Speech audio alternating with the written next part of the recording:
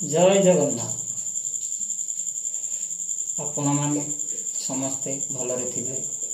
आपण मैंने जानते मोर हर सोमवार राति 8 को आपण मान चमत्कारी मंत्र शुणा मिलती।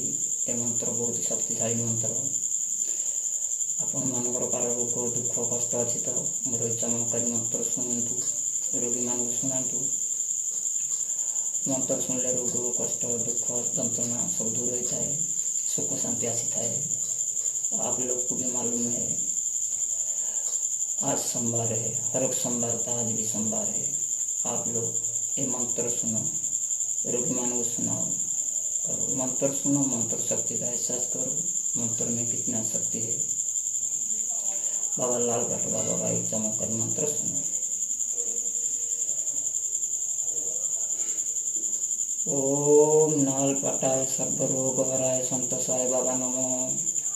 ओम नाल पटाय सर्वरोग हराय संत साई बाबा नमो। ओम नाल पटाय सर्वरोग हराय संत साई बाबा नमो। ओम नाल पटाय सर्वरोग हराय संत साई बाबा नमो। ओम नाल पटाय सर्वरोग हराय संत साई बाबा नमो। ओम नाल पटाय सर्वरोग हराय संत साई बाबा नमो। ओम नाल पटाय सर्वरोग हराय संत साई बाबा नमो। ओम नाल पटाय सर्वरोग हराय संत साई बाबा नमो।